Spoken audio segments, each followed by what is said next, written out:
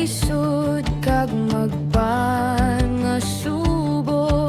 Ang malipayon nga kasing-kasing nagapapagsik sa tao nga may kalipay, nagapalawig sang kabuhi. Gani kalimti, higid ang imo kasubo. Magkalipay ka, kag magkasariya, magdayaw sa Ginoo nga may kinalipay. Kag dulaan na, gid ang imo kasubo, hindi pagpasubo ang imo kaugalingon. Ay sa presensya niya, nagatubo ang paglaom. Sa Ginoo lang naton makita ng tinuod nga kalipay.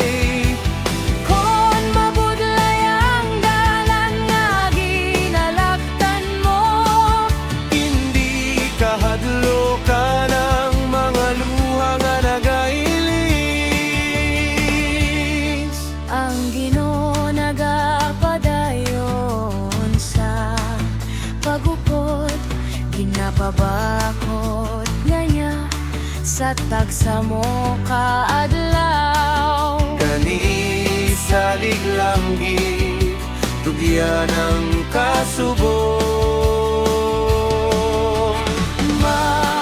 Magkalipay ka, kag magkasadya, magdayaw sa Ginoo nga may kinalipay.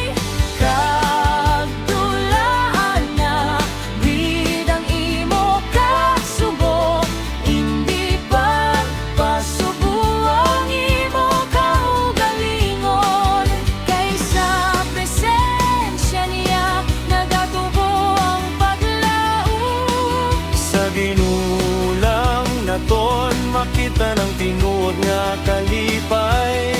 Sa mga bagay nga wala na singpulos, Bay na gid kang hindi na pagbalikan. kay bangod sang kalisod, madamo ang napaslawan.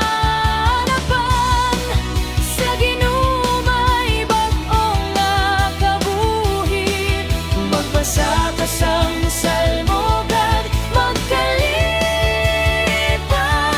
magkalipay. Kayang pulong niya nagahatag sang puso. Magkalipay ka, kag magkasadya, magdayaw sa Ginoo may kinalipay.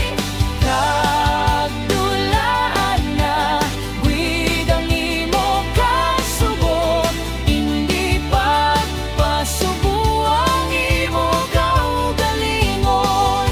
Kay sa presensya niya, nagatubo ang paglaom. Sa Ginoo lang naton makita ng tinuod nga kalipay. Sa mga bagay nga wala na singpulos, kay bangod sang kalisod, madamo ang napaslawan. Kay wala na singpulos ang imo kang nasubo, magbasa ka sang salmo kang magkalipay. Sa Ginoo kay siya lamang ang matuod-tuod naton Nga